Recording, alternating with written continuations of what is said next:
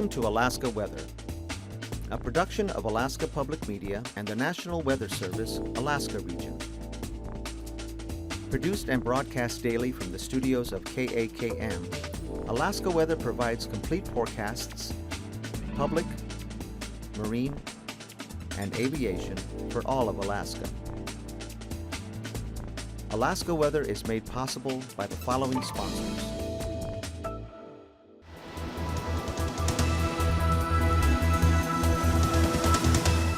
The National Weather Service. Hello again, everyone, and thanks for joining us here at KAKM for Monday's edition of Alaska Weather. I'm Dave Percy, a meteorologist with the National Weather Service, and I'll be hosting this evening's show. There's a high surf advisory out for St. Lawrence Island, the Bering Strait coast, as well as the Yukon Delta coast and Norton Sound. That advisory out for the next couple of days due to looking for 8 to 12 foot waves, which could cause some minor beach erosion through these areas over the next couple of days. And up here there's a flash flood watch for the lower Kobuk and Noatak Valley areas, looking for 1 to 2 inches of rain to fall in this area by Wednesday morning, with as much as 3 inches falling on the southern and southwest slopes of the Brooks Range. So that flash flood watch is out through tomorrow night and into early Wednesday morning. Looking at the satellite imagery here, you can see it was a mostly cloudy day. It looks like there was some clearing areas here over the southeast coast. More clearing over the Copper River Basin, back to the west into the Kuskokwim Valley areas, and partly to mostly cloudy skies or partly sunny conditions here over Bristol Bay. Had a few clouds over Kodiak Island, but those moved on. And then this is the cirrus here, just high cirrus that came across south central Alaska this morning. Clear skies all the way up to the Alaska Range there, and then mostly cloudy skies. Again, some showers persisting here over the eastern interior areas, but see some breaks showing up here over the central interior and also over the far eastern North Slope areas, but generally cloudy, a lot of low clouds there along the Arctic coast. And then the big cloud shield associated with the storminess and the 30 to 40 mile per hour southwest winds, which actually gusted as high as 50 miles an hour there through the Bering Strait this afternoon. And rolling this through again, you can see the front trailing back across St. Lawrence Island all the way down into the west central Aleutians, where gale force winds are blowing out in that area. Otherwise, a lot of low clouds here covering much of the southeastern Bering Sea, areas with fog over the Pribilof Islands, that cloud deck, right up to the Bering Sea side of the Alaska Peninsula into the eastern Aleutian areas there. Then you get into the rain out farther to the west with the frontal boundary in that area. Otherwise, it became a mostly sunny afternoon around Kodiak Island there today, with temperatures getting in the lower 70s. Northerly winds continued to blow at Seward. Temperatures there rose into the lower 70s. Those were the two warmest locations in the state today. A lot of 60s here through south central Alaska. And scattered showers, again, partly to mostly cloudy skies here across the southeast coast with a few lingering showers there, but most of the moisture has dropped off to the south here with this low down across the Queen Charlottes now, but still some leftover moisture there, kicking off a few showers this afternoon, but nothing amounting to too much. And also had decreasing showers here, but a lot of clouds over the central and eastern interior areas with some scattered showers from the northeast Copper River Basin up across the upper Tanana Valley into the upper Yukon Valley there, right to the eastern Brooks Range. Areas of low clouds and fog, areas of fog this morning gave way to just low clouds this afternoon across the area there, and mostly cloudy skies over the North Slope. There was some clearing showing up at times around the Umiat area. And we'll see for tonight, this system continues northeastward. Frontal boundary pushing into the northwest interior, probably not quite as far as what I've got depicted here, maybe a little bit farther back to the west, but the rainfall definitely spreading into the mid-Tanana Valley areas, down into the Kuskokwim Valley, up into the Denali Park area, but having trouble making it across the Alaska Range. Look for low clouds, drizzle and fog here over the Yukon Delta, mainly just clouds here over the Kuskokwim Delta, with areas of fog here over Bristol Bay and along the Alaska Peninsula, but should stay fair with VFR flying conditions here along the Pacific side from, say, Sandpoint, False Pass areas up across Kodiak Island, staying fair there, just some variable high clouds, and mostly fair here across the south central Alaska areas. Again, just variable mid and high level clouds coming through from time to time, but mostly clear for the North Gulf Coast areas. And for the Panhandle, still look for some scattered showers possibilities here over the southern, mostly toward the Dixon entrance area, but some clearing, variably cloudy skies up to the north in those areas there. And high pressure here over the Yukon, kind of tending toward drier, more offshore flow conditions, but not too terribly strong. Then we'll see this slow-moving weather system. The front doesn't really move a whole lot, so that's going to keep the rainfall going here over the northwest interior with the gusty southwest winds. Rain spreads up to the central and then eastern Arctic coast down into the Koyukuk Valley areas. A lot of showers, rain, and clouds here from the Alaska Range northward across the mid and eastern Tanana Valley right into the upper Yukon Valley. Showers or periods of rain going on up in that area with a more continuous area of rain along this frontal boundary into the southwest interior down to the Kuskokwim Delta, back to the southwest across the Pribilof Islands into the central Aleutians, and the next system developing here with a warm front, keeping it wet and with lower flying conditions there for St. Lawrence Island right up into the Bering Strait. And moving ahead to the forecast for Wednesday, that low pulling up off the Arctic coast there into the Arctic there with winds coming around more from the northwest or west-northwest there for the western Arctic coast with a few scattered showers moving in as well. A narrow band of possibly showers or light rain there into the eastern Arctic coast, but that precipitation field becomes a little more widespread and heavier here from about the Koyukuk Valley westward again across the Noatak and lower Kobuk Valley areas into the Seward Peninsula, kind of right on the edge there for Golovin and Nome. Then we have another area of precipitation moving that will come across south central Alaska tomorrow night, and then on Wednesday pushes into the eastern interior areas or the southeast interior. Copper River Basin looks wet, as well as the mid and upper Tanana Valley, 40-mile country. Pretty good chance of rain. A lot of showers following in behind here into south central Alaska and extending all the way back out to the southwest coast. Look for a few scattered showers also along the Alaska Peninsula there, but for the southeast coast, we've got ridging of high pressure here over the eastern Gulf of Alaska. That should make for a partly sunny day at worst here across all of the Panhandle. Definitely it'll be dry with all of the showers now well to the south or off into Canada. And then back to the west here, big high pressure area, a lot of moisture flowing northward and eastward. That'll keep a lot of low clouds and fog, again covering just about all of the Bering Sea and the Aleutians. Best conditions, again, still in the same pattern here from about Kodiak Island along the Pacific side of the Alaska Peninsula out to the eastern Aleutian areas, out to about Unalaska Island. VFR flying conditions in those areas with marginal to IFR here to the north, and then the warm front coming out of a pretty big storm here that's off the chart there. We can see the outer pressure field with that, and the warm front will bring warm front type weather into the western Aleutians. That's fog, low clouds, easterly winds at about 15 knots, and that'll extend in toward the Pribilof Islands, mostly just fog, drizzle, IFR conditions with that feature. So a lot of low clouds and fog remaining here over the Bering Sea, and again all the showers coming in on that westerly flow into the southwest and south central interior areas with the rain farther up to the north.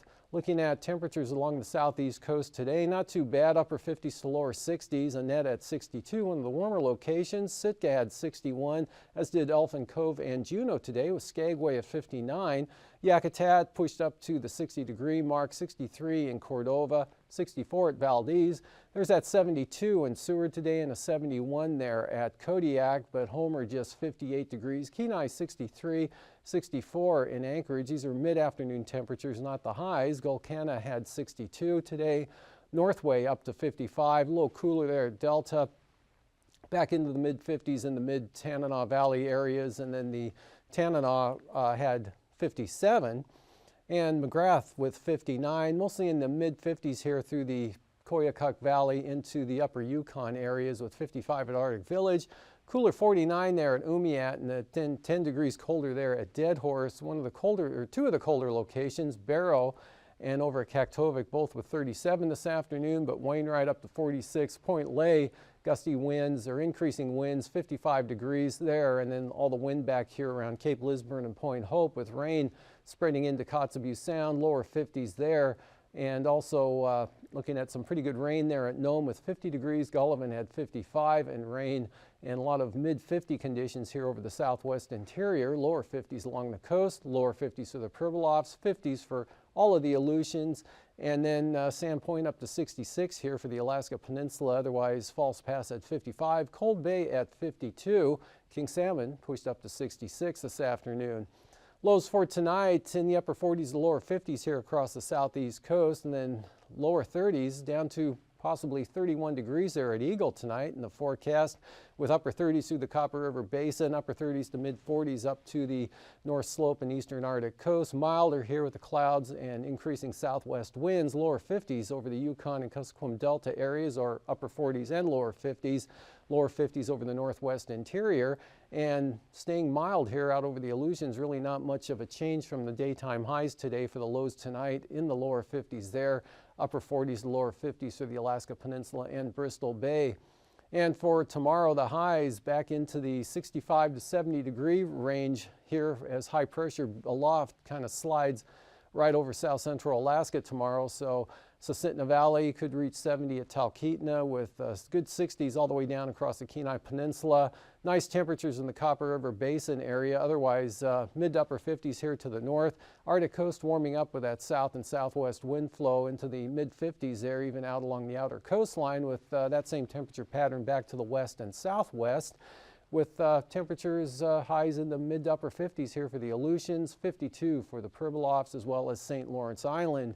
Looking at flying weather, a lot of IFR with that broad fetch of southwesterly winds and a deep moisture layer here from the western and west central Aleutian areas northeastward right into the southwest coast. IFR up across the Seward Peninsula into the northwest interior and the western Arctic coast, with marginal VFR spreading eastward here, but Kaktovik, Barter Island over to demarcation point, probably remaining VFR through tomorrow afternoon. That'll extend southward, good VFR here right into south central Alaska. Again, eastern Bristol Bay, another VFR day for Kodiak Island, the North Gulf Coast.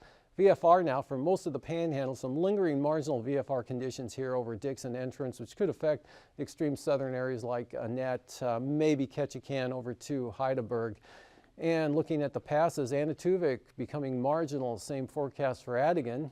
Otherwise, the western Alaska Range passes remaining open with VFR flying conditions for Lake Clark and Merrill. Rainy VFR, windy staying VFR. Isabel, another VFR day coming up tomorrow. Mentastus, same forecast. And Sealing's pretty well in the will be in the VFR category for Tanita. And Portage VFR. Chilkoot and White VFR also. Looking at the freezing levels here, 6,000 feet up over the northeast interior, but that good south-southwesterly wind flow pulling warm air aloft all the way up to 10,000 feet there, just about to the western Arctic coast, 12,000 feet in over the southwest interior, and 14,000 feet here over the eastern Aleutians and the Alaska Peninsula. So taking a look at the icing conditions, can see there'll be some areas of light isolated, moderate, or even widespread rime icing here. That'll be above 9,000 feet here up over the northwest interior, with icing threats spreading into the Tanana Valley areas almost all the way over to the 40-mile country, and then back to the southwest above 12,000 feet there with those high freezing levels. So that's pretty high up to get into any icing conditions there, but that'll probably extend up to better than 20,000 feet. So that'll be at least a 10,000 foot range there in the icing, but you have to get above 12,000 feet to get into it. Otherwise, icing free over the southeast coast, most of the moisture now into Canada or staying down to the south over the Queen Charlottes. And looking at the jet stream here, southwest winds max here at about 130 knots in conjunction with this low center, and about 70 knots there. That's keeping all that moisture in the grid gradually shifting eastward, and will continue to flatten out and depress southward into Wednesday, and that'll allow some moisture to come across south central Alaska either Tuesday night or on Wednesday, pushing eastward toward the eastern areas, and this trough will continue to sag off or move off to the southwest there, and that'll allow drier conditions in over the southeast coast. 9,000 foot winds showing pretty light wind conditions here over the Panhandle, just 5 to 10 knots there, but a broad area southwesterly is pretty strong, 50 knots from the west central Aleutians right up across the Pribilofs, 30 to 40 knot winds or 45 knot winds here over the western interior from the southwest, diminishing here the central and eastern Arctic coast. And at 3,000 feet, things are looking much the same as far as the wind. A little variation in the speeds here, 30 to 50 knots over the southern Bering Sea and the Aleutians, 25 to 35 knots or as high as 40 knots there across the Kobuk Valley. Pretty brisk south-southwesterlies at 25 knots to the central and western Arctic coast.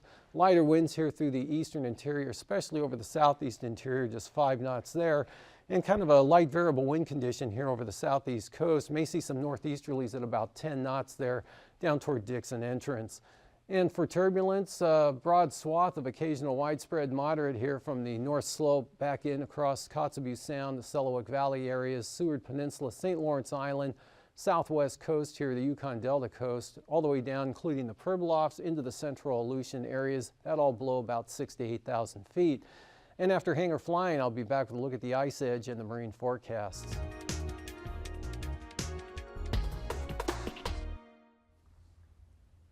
Good evening, everybody. I'm Mary O'Connor with the Alaskan Aviation Safety Foundation and with the National Institute for Occupational Safety and Health. Thank you for watching Hangar Flying. This evening, we are pleased to have Dr. Bill Compton back on our show. Bill is an accomplished pilot with over 10,000 hours and has an airline transport pilot and flight instructor certificate.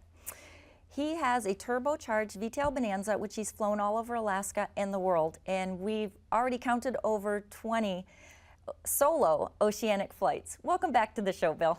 Thank you, Mary. It's a pleasure to be here. So we've been talking about your analysis of an accident that occurred in southeast Alaska in 2008 in August. We've talked about flight planning and about safety in a willingness to be able to cancel any flight at any time. Let's talk about fatigue, which played a part in this accident. Many Alaskans may be experiencing this problem with fatigue, particularly in the summer with all this daylight and the constant bustle of activity.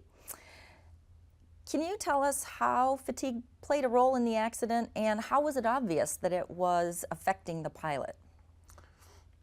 Well, it has been written by psychologists that a human awake for more than 14 hours is as impaired as a legally drunken driver. And if one is fatigued, there's only one cure for it, and that's to sleep. And there are other things that can make fatigue worse, but I don't know anything else that makes fatigue better. So you mentioned earlier that in some of your oceanic flights, fatigue caused you to experience some symptoms of fatigue. Can you tell us what those symptoms were? Well, yes.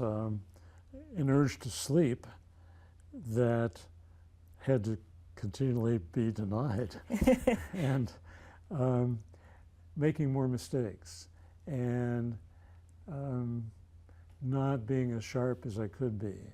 And fatigue is insidious. It hits you, but it's very hard to realize that you're a victim of it. And I read the transcripts in your article about some of the communications that the pilot in the accident had with air traffic controllers.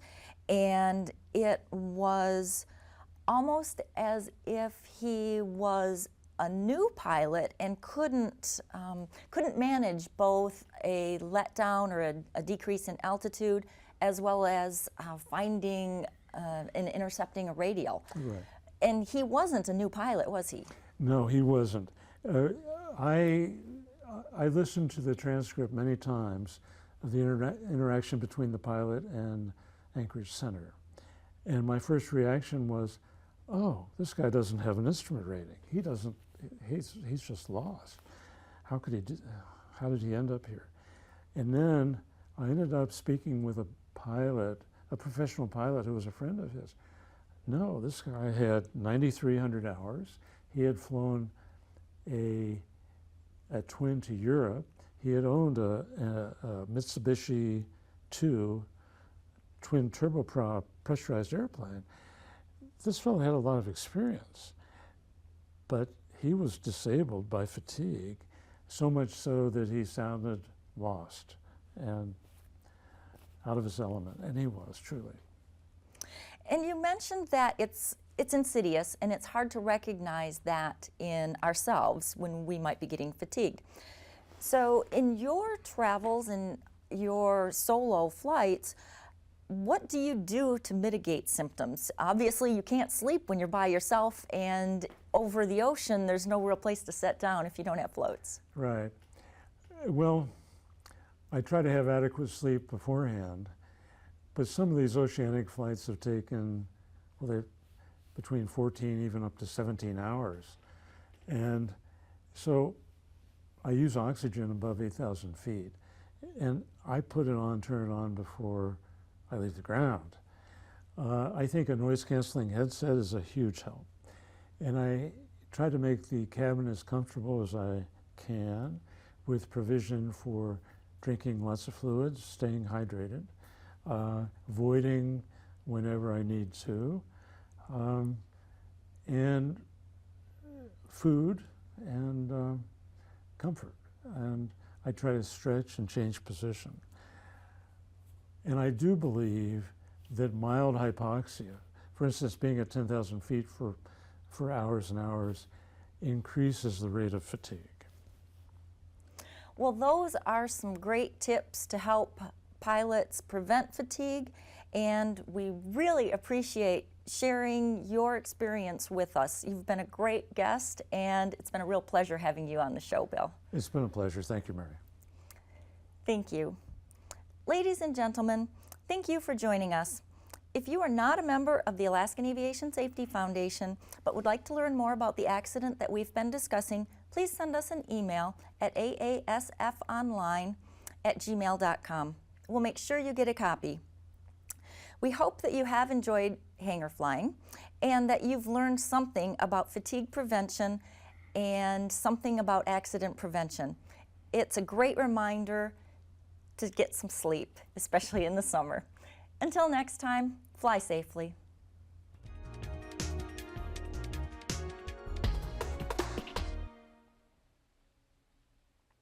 Welcome back. Well, today's sea ice analysis still shows 3 to 5 tenths concentration here in close to the central or east central coastline. This area of the ice edge back through here over the next 5 days forecast to slide to the east-southeast up to 20 nautical miles by Saturday, while this portion through here is expected to travel eastward, maybe up to 15 nautical miles during the same time period. And for the coastal wind forecast here, easterlies at 15 knots for the south coast, central coast northerlies at about 15, and light northwest winds for the north coast as well.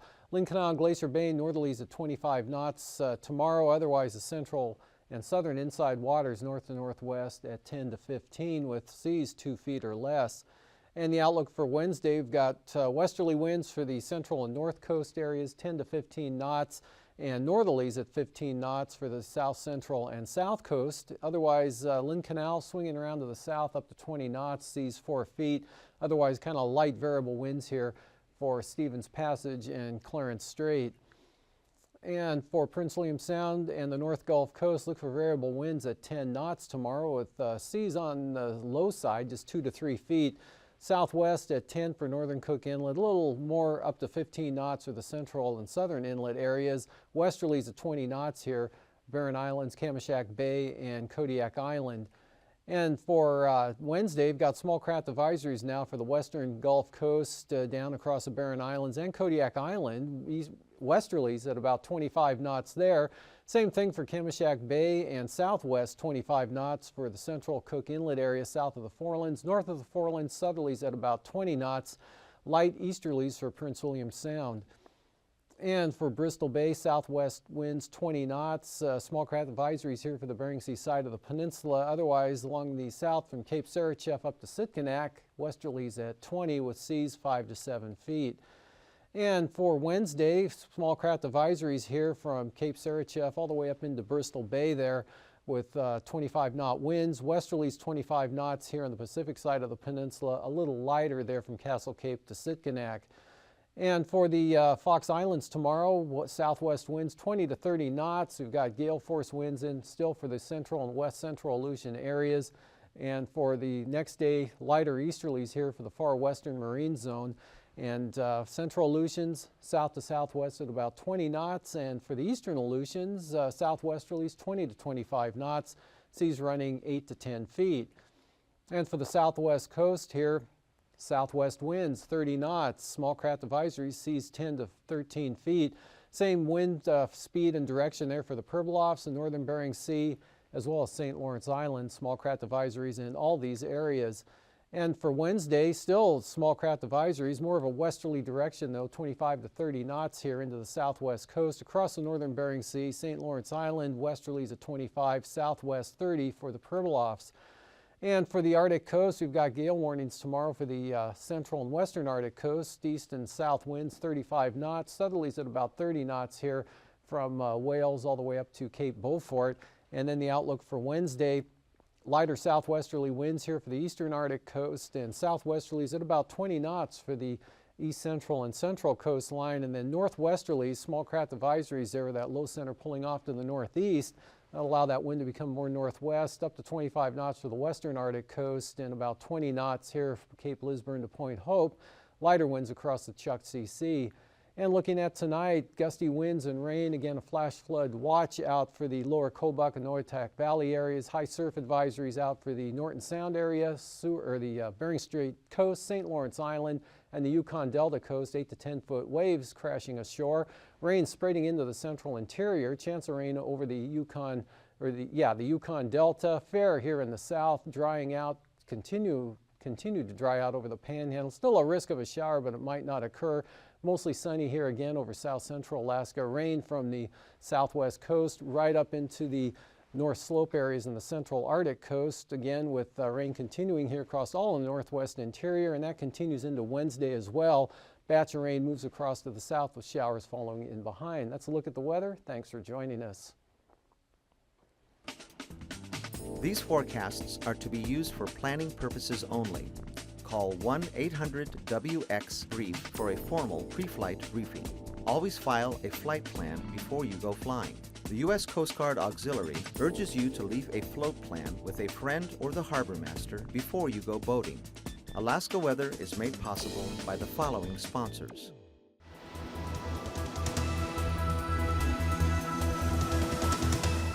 The National Weather Service.